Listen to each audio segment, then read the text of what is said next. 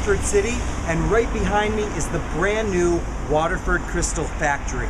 And I encourage you to stop in and have a look because you won't be disappointed. We'll take you on a tour inside.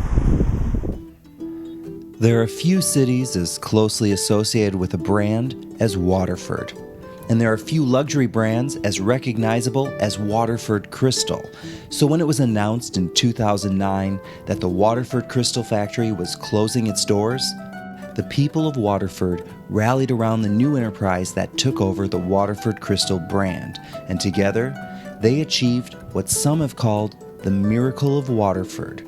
In less than 1 year, an old derelict electric company building in Waterford city center was transformed into a shiny new visitor center and factory. But could the new, smaller factory fill the shoes of its predecessor? On a recent visit, we found out. Our experience began at the visitor center and showroom, which in and of itself is quite impressive. That's where we picked up our tickets for the tour of the factory. Before stepping onto the production floor, we took in a short audio-visual presentation intended to capture the spirit of Waterford Crystal. Then we were off to learn each step of the crystal making process, starting with the mold room, then blowing, quality control, marking, cutting, and etching. Here's where the new, smaller scale of the factory favors the visitor experience.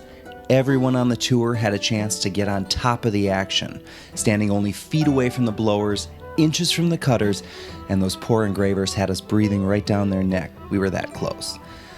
Nothing on the tour felt off limits. Our guide gave us plenty of time to explore, take photos, and ask questions, and I never once felt as though we were being herded from one spot to the next. It's clear this complex was built with the visitor in mind.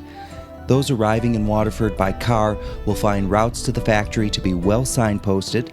It is within walking distance of the Waterford Treasures Museum, as well as the bus depot and train station. However, you may consider taking a taxi from those locations, as the walk will take at least 10 to 30 minutes depending on your starting point. Overall, the new, smaller facility does not disappoint. In fact, Waterford Crystal lovers are sure to be quite pleased. To learn more about my visit to Waterford Crystal, go to irishfireside.com and search for Waterford.